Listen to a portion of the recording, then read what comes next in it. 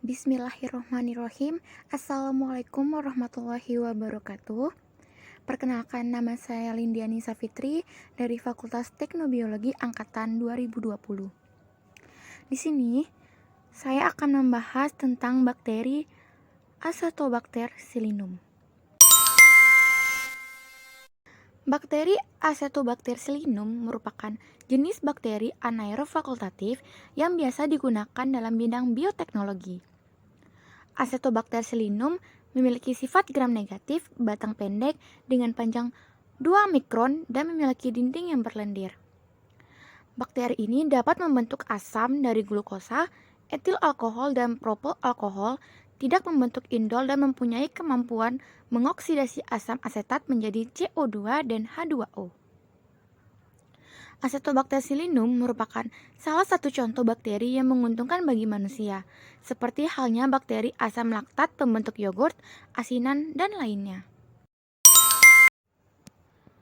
Bakteri Acetobacter dapat hidup pada larutan dengan derajat keasaman atau kebasaan 3,5 sampai 7,5 pH.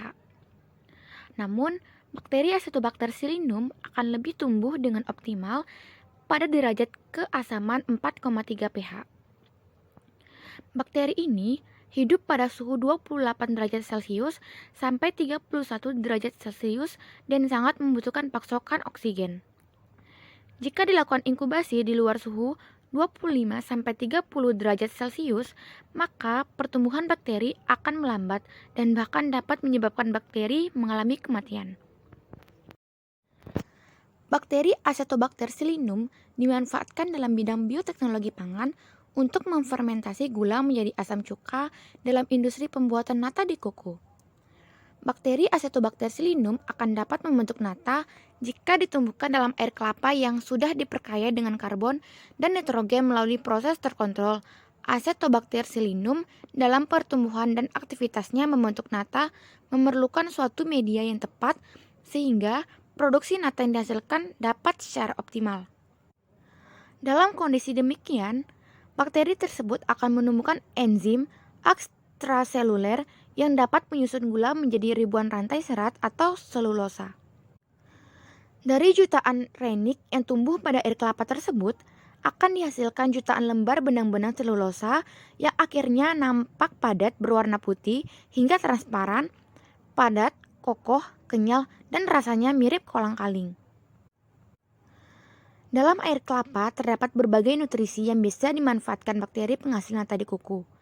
Nutrisi yang terkandung dalam air kelapa antara lain gula sukrosa 1,28%, sumber mineral yang beragam antara lain 3,54 gram, serta dengan adanya faktor pendukung pertumbuhan yang merupakan senyawa yang mampu meningkatkan pertumbuhan bakteri penghasil nata.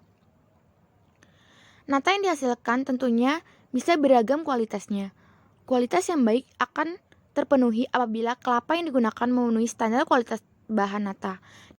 Nata yang dihasilkan tentunya bisa beragam kualitasnya. Kualitas yang baik akan terpenuhi apabila kelapa yang digunakan memenuhi standar kualitas bahan nata. Dan prosesnya dikendalikan dengan cara yang benar. Itu dia tadi sedikit penjelasan mengenai bakteri Acetobacter psilinum yang digunakan dalam proses pembuatan nata di koko. Akhir kata saya mohon maaf. Wabillahi taufiq wal hidayah. Wassalamualaikum warahmatullahi wabarakatuh.